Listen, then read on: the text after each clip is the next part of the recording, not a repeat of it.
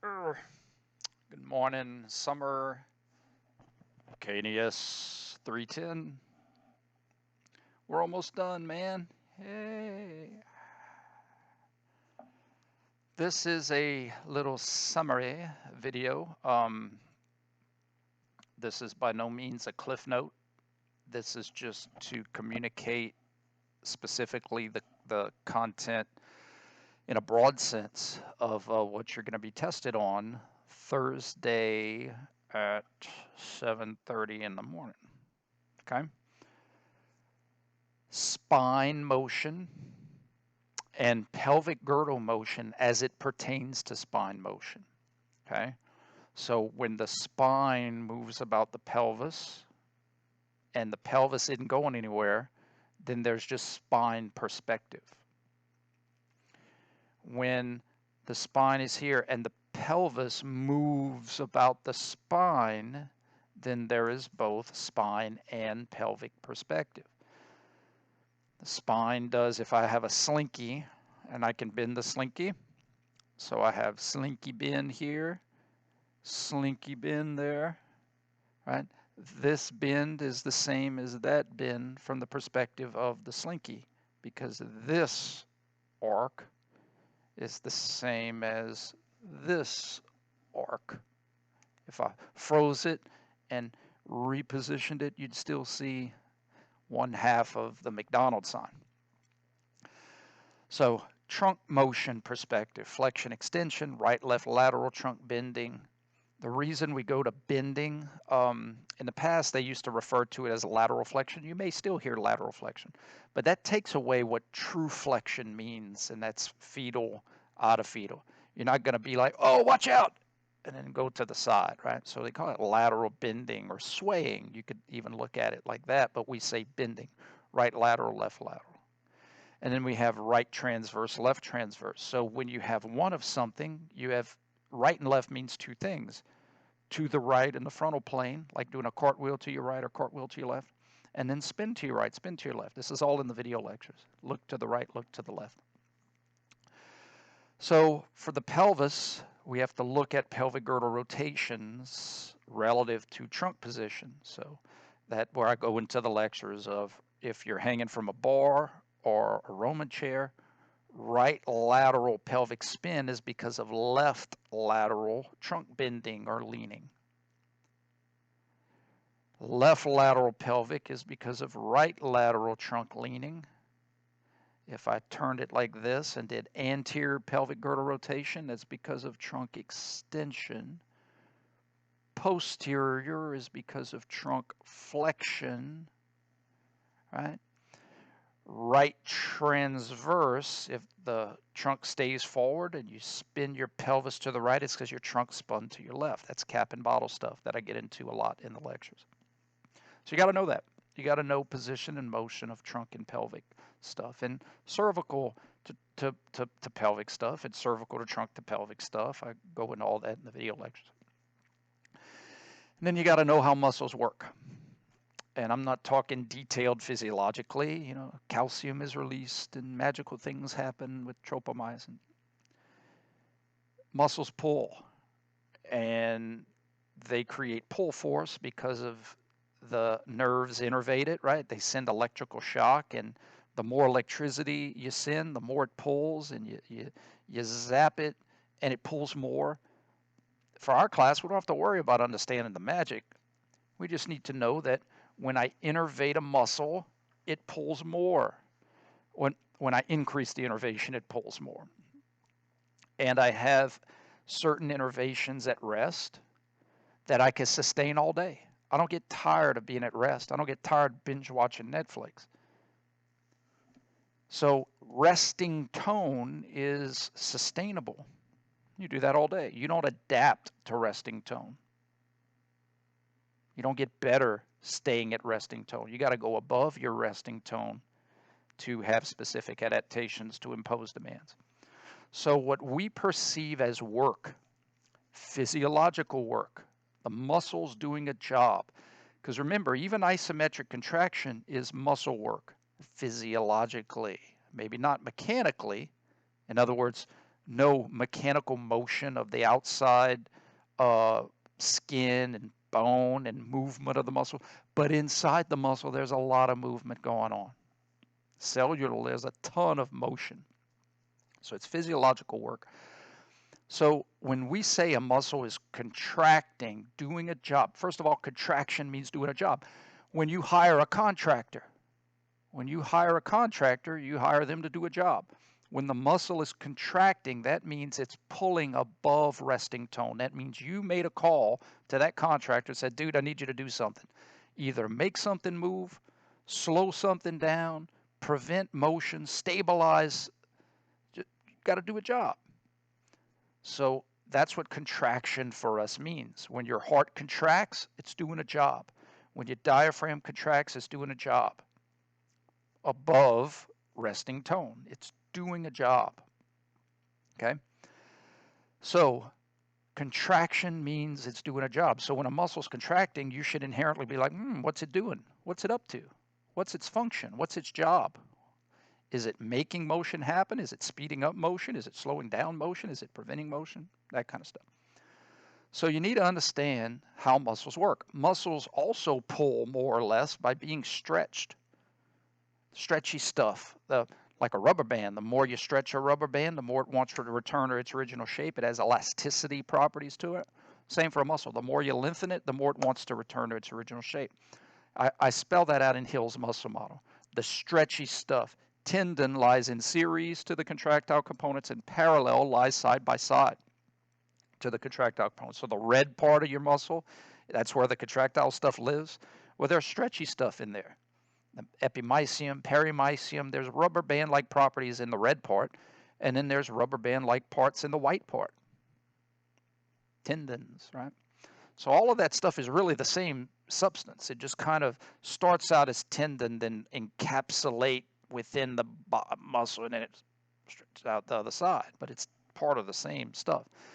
And that stretchy material that we need when we take our joints to extreme ranges of motion, we better have some stretchy stuff that wants to return us back to our original position. Okay? So you need to understand how muscles work. You need to understand the different types of ways they can work. With muscles, it's super simple. They're either working above resting tone to shorten. They're either going to shorten while trying to shorten. They're either going to be lengthened while trying to shorten, or they're going to have no change in their motion while trying to shorten. Notice the similarities. In all three, something is the same. And in all three, there's something that's different. What is the same in all three muscle contractions? Trying to shorten. And the reason that is the case, because muscles can only pull. And things that have pull force are trying to shorten. So what do they have in common? Trying to shorten. What do they have differently? The outcome of what happens when you try to shorten. When you play tug of war, you may win, shorten while trying to shorten. You may lose, be lengthened while trying to shorten, or you may tie, no change in length while trying to shorten. And even if it's not a max out tug of war, you can play someone smaller than you, little brother, sister, cousin, and you can either beat them, you can let them tie. Oh, I'm trying. I'm trying. Oh, you pull so hard. Or you can let them win. Oh, you got me. Oh my gosh, you're so strong. In all three cases, you were trying to win. I'm not saying you were trying all your might. I'm not saying you were trying to give best effort, but you were pulling in the direction of winning. You were just varying your percent max. And that's what you do when you work out. For the most part, unless you're maxing out, you're doing sub-max tug of wars. And you're making the weights come to you. You're letting gravity slowing down. You're letting gravity speed it up. You're tying it to keep it going the same speed. And then you're making it stop. And then you're making it speed up. That's all sub-max stuff that your body fluctuates how much pull force to either make it move, to keep it moving, to make it stop. So really it's kind of simple once you kind of work through the kinks of understanding, like riding a bike. When you're trying to learn how to ride a bike, everybody's giving you advice. You got to lean this and do this and do this. You're like, just let me figure it out. And then once you figure it out, you're like, shh, I got it. I got it. Same thing here. The more scenarios you do, the easier it's going to be until you have that aha moment and you put these puzzle pieces together and you're like, I got it. And then you're going to have it for the rest of your life, which is super cool for me because I'm not about trying to teach you a bunch of lists that you're going to forget, August 1st. I want to teach you some concepts that you're going to be able to have for the rest of your life. Okay? So you're going to need to know how muscles work. You have to prove to me you know how muscles work by being able to apply that to different exercises. Like if I give you an exercise with the curls, you need to tell me who's working. And you tell me who's working because you understand why they're working. During a curl exercise, external force is trying to extend my elbow. So logically, I need to use the flexors to play tug of war against it. The flexors are going to speed up my flexion. They can work to keep me going at the same speed of flexion. Then they're going to kind of let off a little bit and let gravity slow down my flexion. They're still pulling above resting tone, so they're still doing a job, but they're just controlling the speed of which gravity lets me stop. And then they're going to continue to control the speed about which gravity is going to let me speed up. Then they're going to tie gravity to let me keep going at the same speed, and then they're going to work more. They're going to work more than gravity to put on the brake of extension and then keep working more than gravity, sorry for the facial expressions, to speed up the flexion. Whew, and that's the toughest part, right? When you're doing preacher curls, where's the toughest part? It's not at the top. The top's the easier part. It's at the bottom. The bottom is the toughest because your muscle has to work more than the weight to slow down the extension and then speed up the flexion. Plyometric sequence. Plyometrics is not a type of work, it's a sequence of work. Plyometrics is a sequence of work. You do this first, you do this type of work first, and then you do that type of work second. And it has to be lengthened followed by shortening because of the limitations of things that pull. If I was pulling on my son and he was on roller skates, right? And I pulled on him with a rope, I can't speed him up, shorten while trying to shorten, speed him up by pulling him to me and then stop him with the rope. In other words, once the rope starts to shorten, I can't push him to a stop.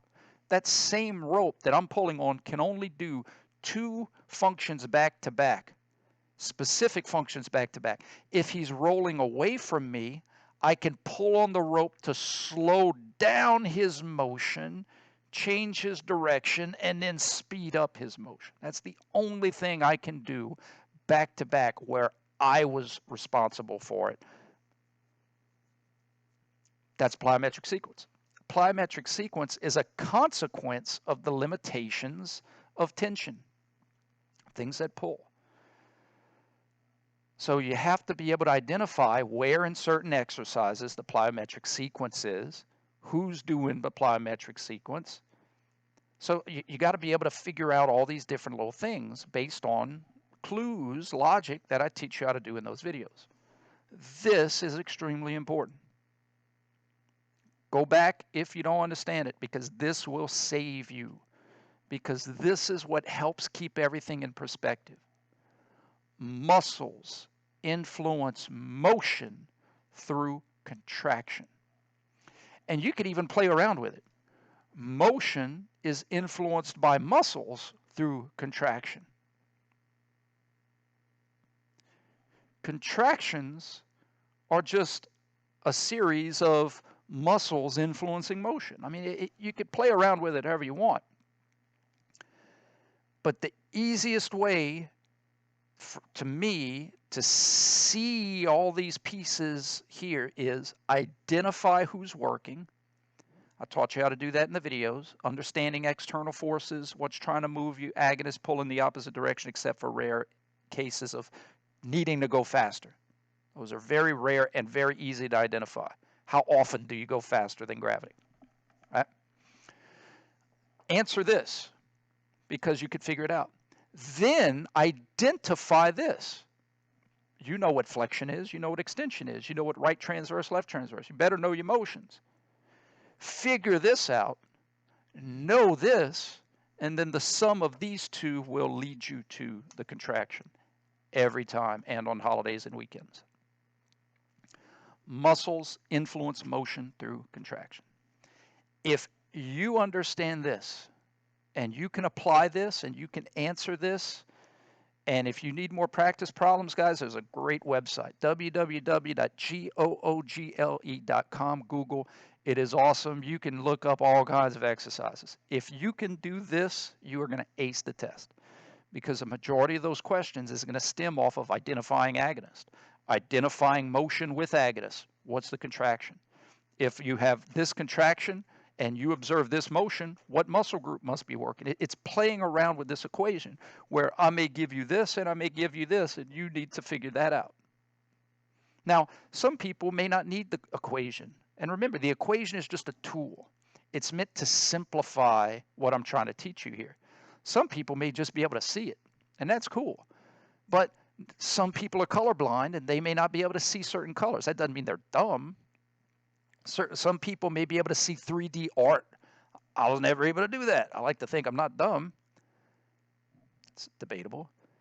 But the point is that some people need a tool, a guideline to just kind of help guide their funnel those concepts in to be able to see it. You may not need this. I'm not going to ask you this equation on the test. This is meant to be a tool to help you understand and answer the kind of questions I'm going to ask you. Like during an overhead tricep exercise, who's working? How are they working when they go from here to here? How are they working when they go from there to there? Where's the plyometric sequence for that muscle group during that exercise? You got to be able to answer those things. Okay, this helps. Stretching. I did a little short video on stretching. That should be super easy. You should be like, Dr. Campbell, I want 50 stretching questions.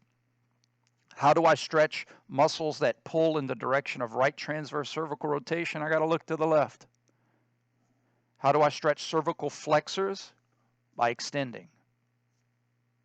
Just apply that all over the body, everywhere you got motion.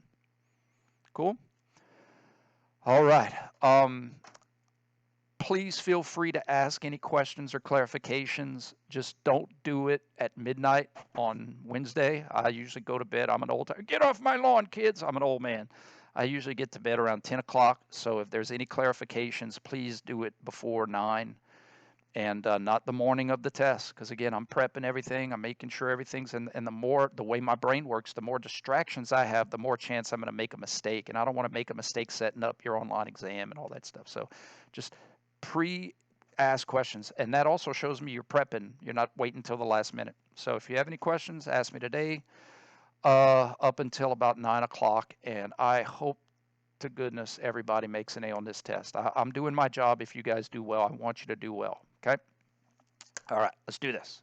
Later.